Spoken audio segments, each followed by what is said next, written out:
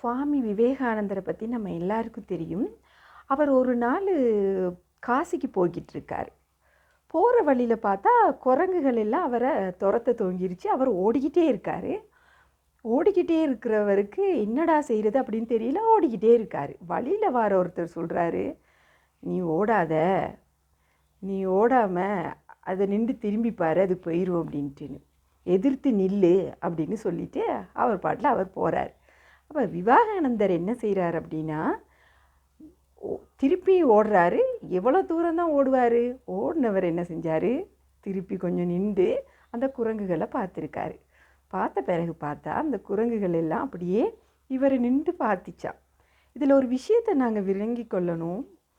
பிரச்சனைகள் வார நேரம் நாங்கள் ஓடணும்னு வைங்களே, அந்த பிரச்சனைகள் எங்களை துரத்திக்கிட்டே வரும். அந்த பிரச்சனையை நாங்கள் ஹேண்டில் பண்ணணும். ஓகே, முடியுமா இருந்தால் நீங்கள் ஹேண்டில் பண்ணுங்கள், அப்படி இல்லைன்னா மற்றவங்கள ஹெல்ப்புக்கு எடுங்க. ஆனால் அந்த பிரச்சனையை ஹேண்டில் பண்ணுற நேரம் அது சரியாகுமா, அது சரியாகாதா, யாராவது என்னையை பற்றி தவறாக யோசிப்பாங்களா, அந்த 4 மனுஷர் என்னையை பற்றி பிழையாக யோசிப்பாங்களா, இல்லது நான் செஞ்ச விஷயம் அவங்களுக்கு தப்பாக தோணுமா, இப்படி எல்லாம் நீங்கள் ஜட்ஜ்மெண்ட் பண்ணிக்கிட்டே இருந்தீங்கன்னு வைங்களே, பிரச்சனை உங்களை துரத்திக்கிட்டே தான் இருக்கும். பிரச்சனைகள் வரும்போது கொஞ்சம் எதிர்த்து நில்லுங்கள். எதிர்த்துனா திரும்பி பார்த்து அதை ஹேண்டில் பண்ணுவீங்களா இருந்தால் உங்கள் இதயம் சரியான முறையில் வழிமுறையை சொல்லும். அப்போ உங்களால் அந்த பிரச்சனையிலிருந்து நிச்சயமாக வெளிவரலாம்.